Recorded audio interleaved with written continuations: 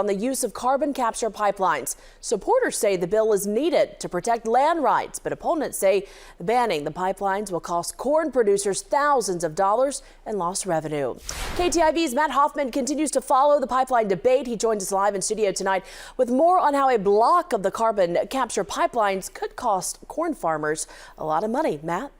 Yeah, that's right, Jessica. It all comes down to ethanol, which is a product of corn. Pipeline supporters say the ethanol production will leave the state if carbon capture is blocked. In other words, ethanol production would continue as normal across the region, but corn farmers need to send their corn out of state to other plants that use pipelines to sequester excess carbon dioxide. And that would cost them money if they want to stay competitive.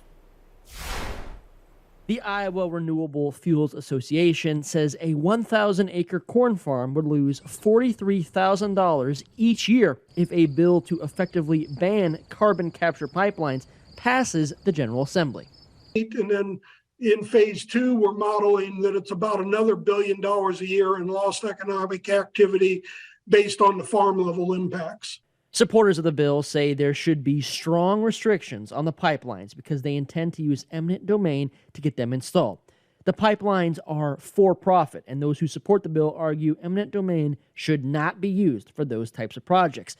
They also say the study's premise is flawed because it assumes other states would still adopt the pipelines, even without Iowa participating. It says that Iowa would say no to the carbon pipelines, and then all of the other surrounding states would say yes.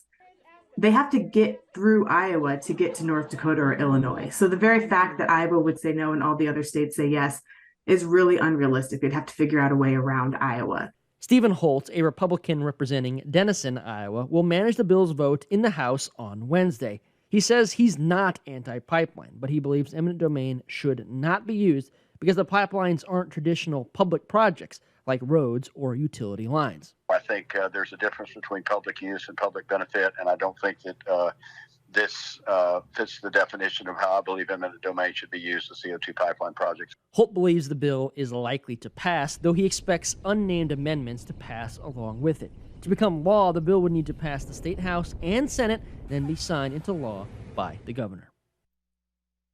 And as we talk about this hot topic, Matt, if this could be detrimental to Iowa's ethanol industry, why are some proposing to actually ban the pipelines? Right. Pipeline opponents say landowners' rights are more important than the ethanol industry. Essentially, they argue there's no price that compares to those rights. Jessica? All right, Matt Hoffman in the studio. Thanks for that. Here's what Representative Holt says the bill would do. It would prevent the state from authorizing carbon pipelines unless 90% of impacted landowners signed on voluntarily.